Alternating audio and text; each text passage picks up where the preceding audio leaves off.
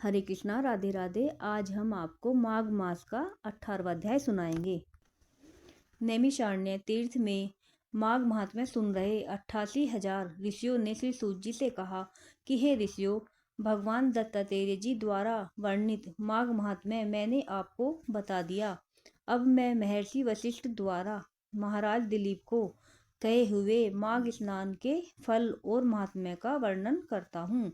इसका ध्यानपूर्वक श्रवण कीजिए। महर्षि वशिष्ठ ने कहा कि हे राजन, माघ मास में नियम पूर्वक किए गए स्नान के संपूर्ण पुण्य फलों के वर्णन की सामर्थ्य तो देवताओं में भी नहीं है। माघ स्नान समस्त यज्ञों, दानों और व्रतों में श्रेष्ठ है। समस्त श्रेष्ठ दानों में प्राप्त होने वाले फल माघ स्नान करने से प्राप्त हो जाते हैं। हे राजन, यह ब्रह्मा ज्ञानी के समान सदगति को प्राप्त कराता है।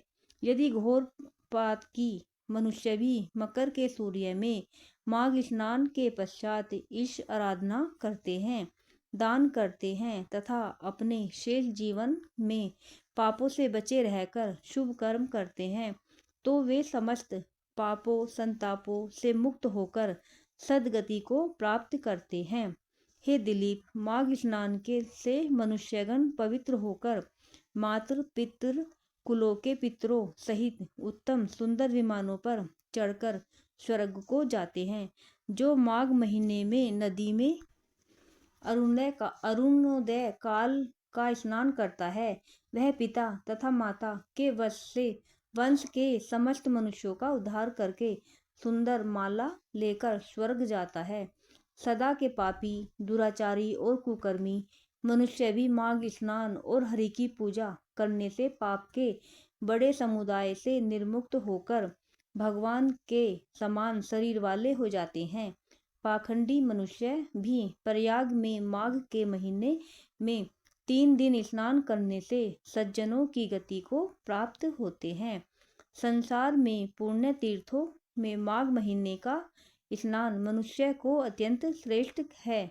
इससे मनुष्य ब्रह्मवेताओं की दशा को प्राप्त करता है, इसमें संदेह नहीं है। हे राजन, माघ स्नान का पुण्य फल इतना अधिक है कि प्राचीन काल में एक समय राजा इंद्र के शाप से कठिन दुख भोगती गंधर्व कन्याएं भी माघ स्नान करके उस शाप से मुक्त हो गई थी।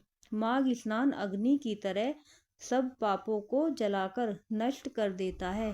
राधे राधे।